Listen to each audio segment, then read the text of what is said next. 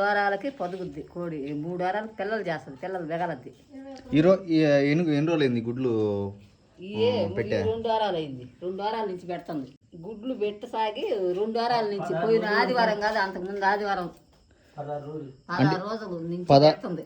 16 రోజులైంది గుడ్లు పెట్టి కోడి. 16 రోజుల నుంచి పెడుతుంది. అది ఇప్పుడు ఏం చేస్తున్నావు? ఇప్పుడు పొదగేస్తున్నా.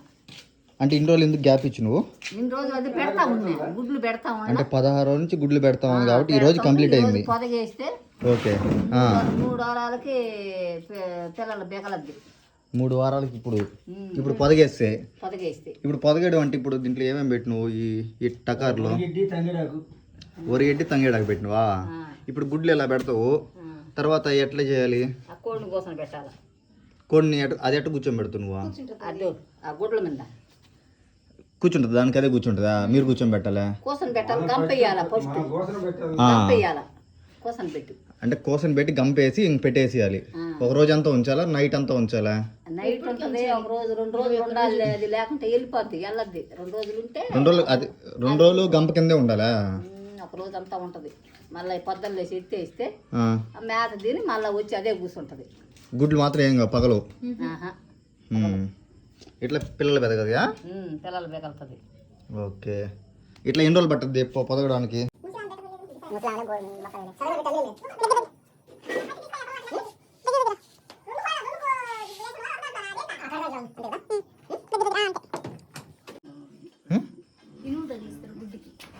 ఇను తగిలిస్తారా? ఎందుకు తగిలిస్తారు ఇను? ఇను తగిలిస్తే పిల్లలు బెగులుతుందా? నీకేం తెలిసేసి మనసా? 21 days పిల్లలు పుడితే ఏం తెలుసు నాకు. మా అమ్మమ్మలకు కూడా చాలా ఉన్నాయి. మా అమ్మమ్మ కోడి పెట్టని తీసుకొని వస్తుంది. ఈ పెట్టని ఎత్తుకొని పెట్టు. అది దొంగనాస.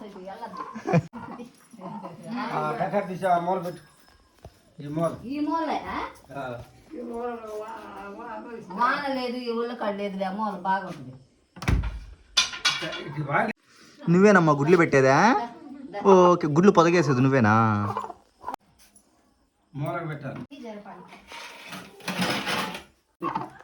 మళ్ళా అది లేట్ అని పెట్టిన కదులుతుంది.